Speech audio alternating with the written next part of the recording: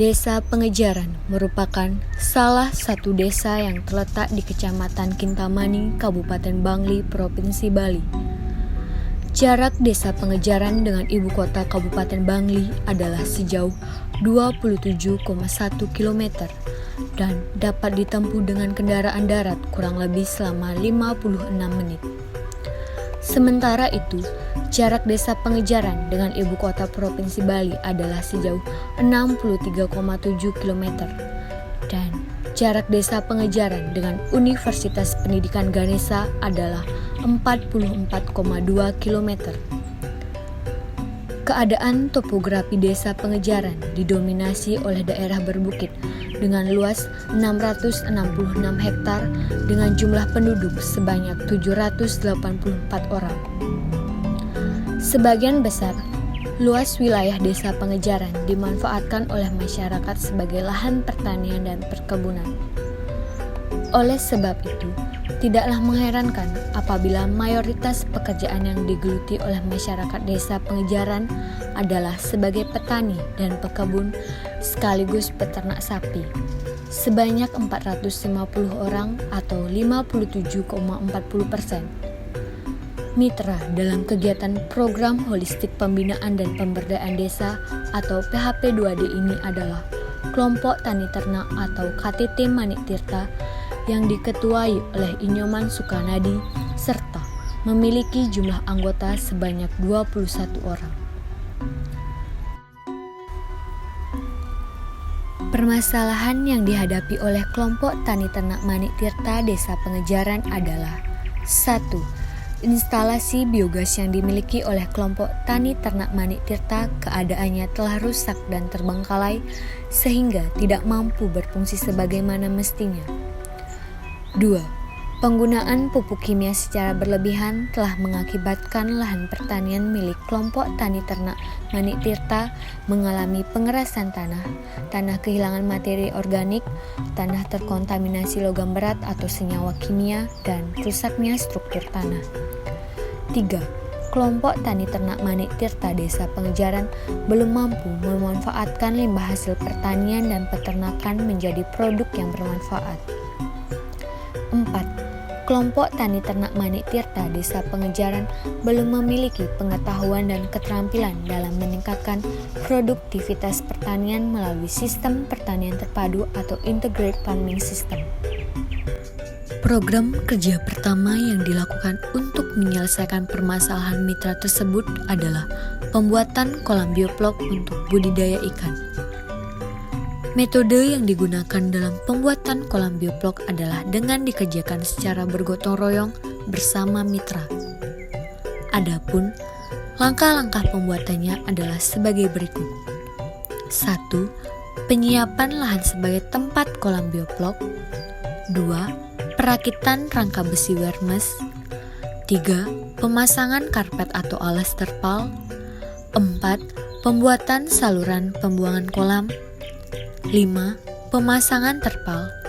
Dan 6. Pembuatan atap kolam bioblok. Budidaya ikan dengan model kolam bioblok merupakan inovasi teknologi di bidang perikanan yang menganut prinsip berkelanjutan.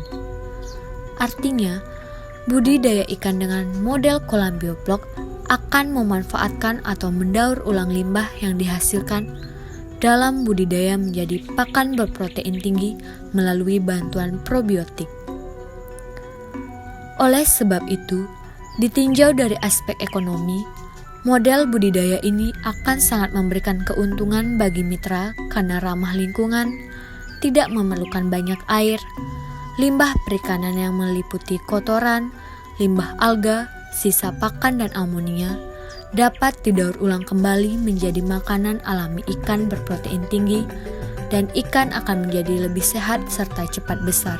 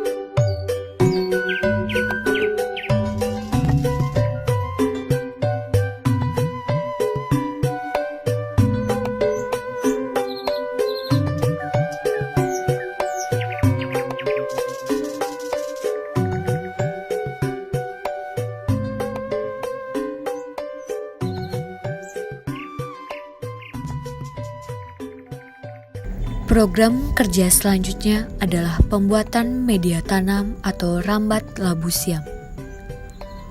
Untuk membuat media tanam atau rambat labu siam, tim PHP 2D mengerjakannya secara gotong royong bersama mitra. Adapun tahapan kegiatannya meliputi 1. Pemotongan pipa paralon ukuran 3 dim. 2. Penyambungan pipa paralon. 3. Pemotongan besi. 4. Pengecoran pipa dengan semen. 5.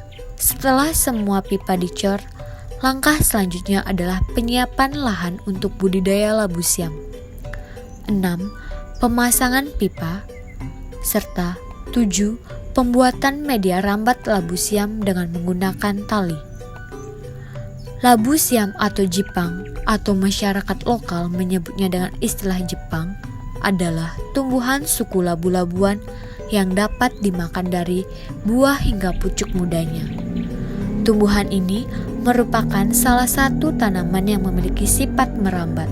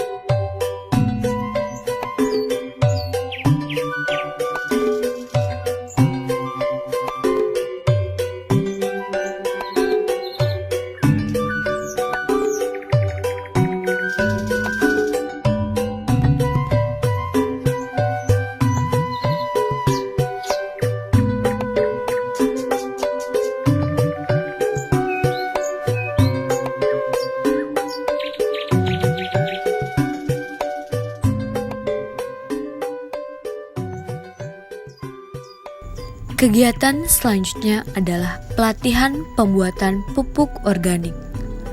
Langkah-langkah kegiatannya meliputi 1. Persiapan tempat pelatihan. 2. Sambutan dari Ketua Tim PHP 2D Luh Ayu Martasari. 3. Sambutan dari Kepala Desa Pengejaran Iwayan Arta. 4. Sambutan dosen pembimbing Iwayan Pardi SPD MPD. 5. Penyampaian materi pembuatan pupuk organik dari Ida Ayu Putu Suryanti SSI MSI. 6. Praktik pembuatan pupuk organik.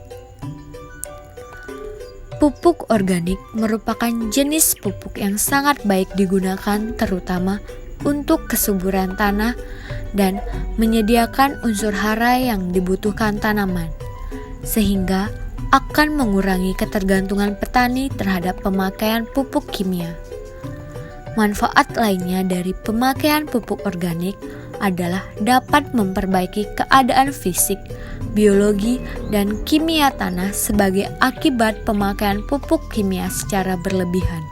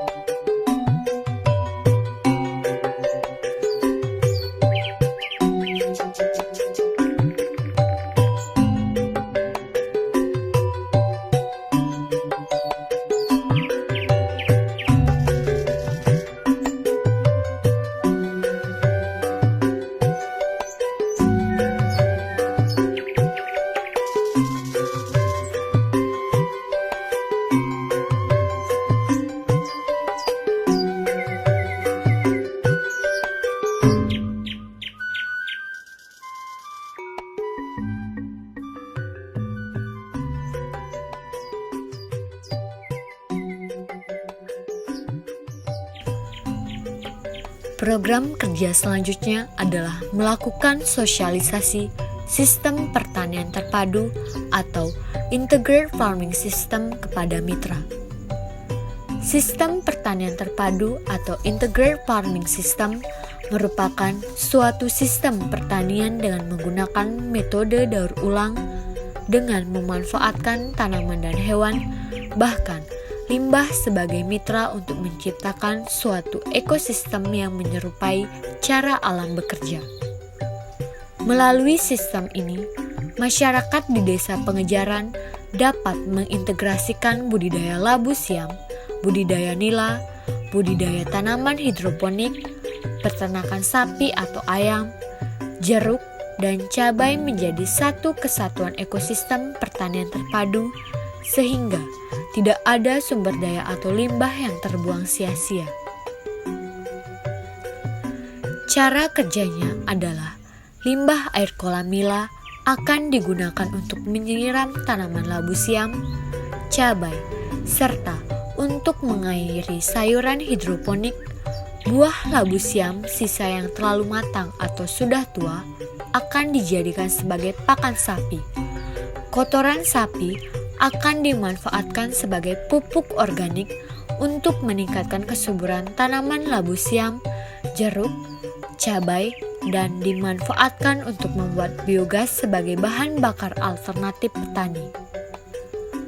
Melalui penerapan sistem ini, petani di Desa Pengejaran dapat memperoleh sumber-sumber panen atau pendapatan yang lebih beragam, mulai dari tanaman labu siam, nila, sayuran hidroponik, penjualan sapi atau ayam, jeruk, cabai, pupuk, dan biogas. Selain itu, dengan menciptakan sebuah ekosistem dengan memadukan pertanian, peternakan, dan perikanan akan dapat menekan biaya produksi.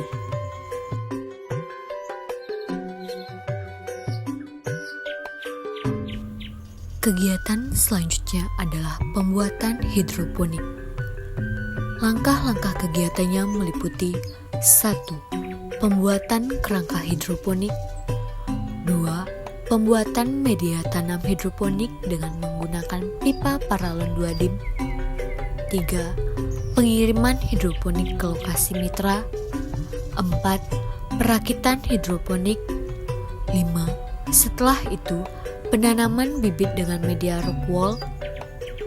6. Setelah bibit mulai tumbuh sekitar 4 cm, kemudian dipindahkan ke instalasi hidroponik. Budidaya tanaman organik dengan menggunakan hidroponik memiliki keunggulan, yaitu budidaya tanaman organik tidak memerlukan tanah dan lahan pertanian yang luas, lebih aman atau tahan dari serangan penyakit, tanaman bebas dari pestisida sehingga tanaman lebih sehat, hasil panen juga akan lebih cepat, tidak tergantung pada musim, hemat penggunaan tenaga kerja dan biaya, serta harga jual dari tanaman akan lebih mahal dibandingkan dengan tanaman yang dihasilkan dari sistem pertanian konvensional. Selain itu, melalui budidaya tanaman dengan menggunakan hidroponik memungkinkan akan terjadi keterpaduan atau keterkaitan antara aktivitas pertanian dengan aktivitas peternakan dan perikanan yang dimiliki oleh mitra.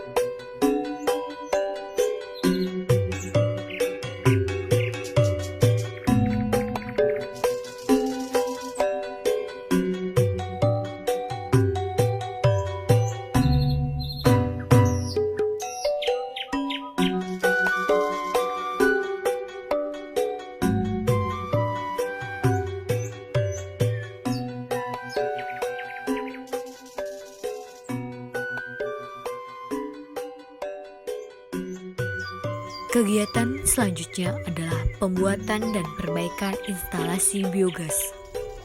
Adapun langkah-langkah kegiatannya meliputi 1. Mendatangkan teknisi yang ahli pada bidang biogas untuk mendiagnosa kerusakan pada instalasi biogas serta memetakan keperluan bahan dan langkah-langkah kerja yang harus diambil untuk memfungsikan kembali biogas yang dimiliki oleh mitra. 2. Pemasangan pipa untuk menyalurkan gas dari digester ke rumah penduduk. 3. Mengisi digester dengan kotoran sapi.